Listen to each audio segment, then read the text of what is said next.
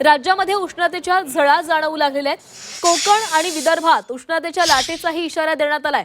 बहुतांश भागांमध्ये पारा 40 अंशांवर पोहोचलाय, त्यामुळे नागरिकांना काळजी घेण्याचं आवाहन केलं जातंय। सध्या राज्यामध्ये उष्णतेचा कहर पाहायला मिळतोय। उष्णतेच्या झळा जाणवू लागलेल्या आहेत। कोकण विदर्भात उष्णतेच्या लाटेचा इशारा देण्यात आलाय। बहुतांश भागांमध्ये पारा 40 अंशांच्या वर गेलेला आहे, त्यामुळे नागरिकांना काळजी घेण्याचं आवाहन केलं जातंय।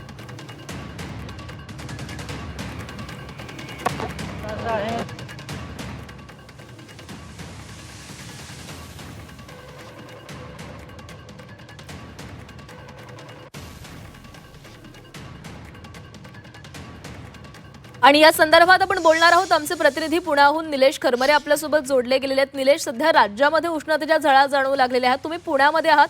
पुण्याचं तापमान सध्या काय आहे आणि कशा प्रकारे काळजी घेण्याचं आवाहन केलं जातंय? प्राची, खरं तर बघितलं तर संपूर्ण महाराष्ट्रामध्ये उष्णतेची लाट जी आहे ती 2 दिवस असल्याची शक्यता जी आहे ते हवामान विभागाने वर्तवलेली आहे। विशेष करून जर बघितलं तर मुंबई असेल आणि कोकणाचा किनारपट्टा असेल, या किनारपट्ट्यामध्ये उष्ण वारे जे आहेत ते वाहत असल्यामुळे तिथलं जे तापमान आहे ते घसरलेलं आपल्याला पाहायला मिळतात। खरं तर उष्णतेची लाट या ठिकाणी परिसरामध्ये पाहायला मिळत आहे। पालघर असेल, मुंबई असेल, या परिसरामध्ये 40 अंशांच्या वर या ठिकाणी तापमान जे आहे ते वाढलेलं आपल्याला पाहायला मिळतंय। कालची जर आकडेवारी बघितली तर काल पालघर असेल किंवा ठाणे असेल या परिसरामध्ये 40 ते 42 अंश सेल्सिअस एवढं तापमान होतं। आणि मी आत्ता उभा आहे पुणे हवामान विभागामध्ये। या ठिकाणी आपण पाहतोय की संपूर्ण महाराष्ट्राची परिस्थिती काय आहे। विशेष करून कोकणपट्टा असेल किंवा मुंबई असेल या परिसरामध्ये तापमान जे आहे ते वाढलेलं या ठिकाणी पाहायला मिळतात। या संदर्भात आपल्याशी बोलण्यासाठी SD सानप जे आहेत ते हवामान विभागाचे अधिकारी आहेत आणि तज्ज्ञ सुद्धा आहेत। त्यांनी या ठिकाणी आपल्याला माहिती दिली आहे की काही दिवसामध्ये पाऊस सुद्धा पडण्याची शक्यता आहे, त्यामुळं काही दिवसांमध्ये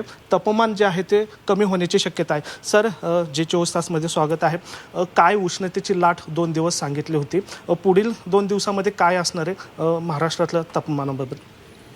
मागील 2 दिवसांमध्ये उत्तर कोकणातील काही भागांमध्ये आणि विदर्भामध्ये उष्णतेची लाट आपल्याला दिसून आलेली आहे, ज्यामध्ये मुंबई महानगर असेल, ठाणे असेल, डहाणू आहे, ह्या रिजनमध्ये हीट वेव्ह कंडिशन सॅटिस्फाय झाली होती। तापमान हे 37 डिग्री सेल्सिअसच्या वरती गेलं होतं आणि त्याचं ते सरासरीपेक्षा 4.5 डिग्री सेल्सिअसनी जास्त होतं।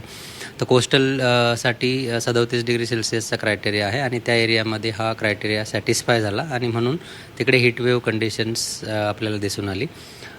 इंटेरियर महाराष्ट्रामध्ये बघाल तर बऱ्याच ठिकाणी तापमान हे 37 डिग्री सेल्सिअसपेक्षा जास्त आहे, परंतु कोस्टल एरियासाठी आणि इंटेरियरसाठी हीट वेव्हचा क्रायटेरिया वेगळा आहे। जरी तापमान 37 डिग्री सेल्सिअसपेक्षा जास्त असलं तरी ते सरासरीपेक्षा 4.5 डिग्री सेल्सिअसनी जास्त नाही आहे, म्हणून ह्या एरियामध्ये हीट वेव्ह वगैरे आलेली नाही।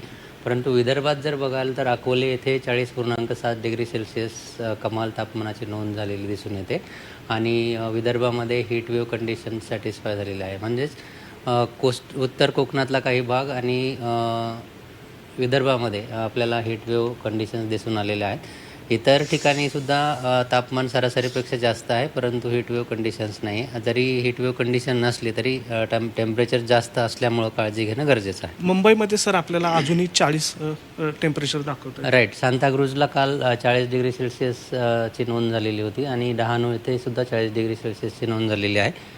तर काल आणि परवा हीट वेव्ह कंडिशन सॅटिस्फाय झाल्या होत्या, परंतु आजचं जर तापमान बघाल तर आज थोडंसं मुंबई आणि उत्तर कोकणामध्ये तापमान अजून कमी होण्याची शक्यता आजच्यासाठी आहे।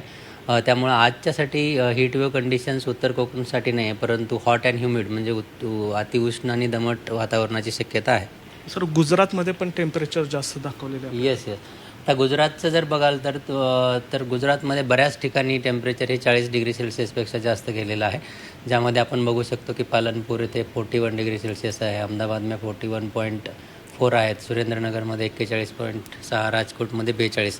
तर heat wave to severe heat wave conditions ज्या आहेत ते गुजरात आणि सौराष्ट्र कच्छ या ठिकाणी दिसून आलेल्या आहेत। टेम्परेचर सर कमी होण्याची शक्यता आहे का? तुम्ही म्हटलं की पाऊस पडण्याची पण शक्यता वर्तवली जाते। राईट, आता 13-14 तारखेनंतर विदर्भामध्ये मराठवाडा आणि दक्षिण मध्य महाराष्ट्रामध्ये तुरळक ठिकाणी विजेच्या कडकडाटासह पाऊस पडण्याची शक्यता आहे। त्यामुळं आता जे काही टेम्परेचर सरासरीपेक्षा जास्त नोंदवलं जात आहे ते थोडंसं कमी होण्याची शक्यता 13, 14, 15ला दिसून येते.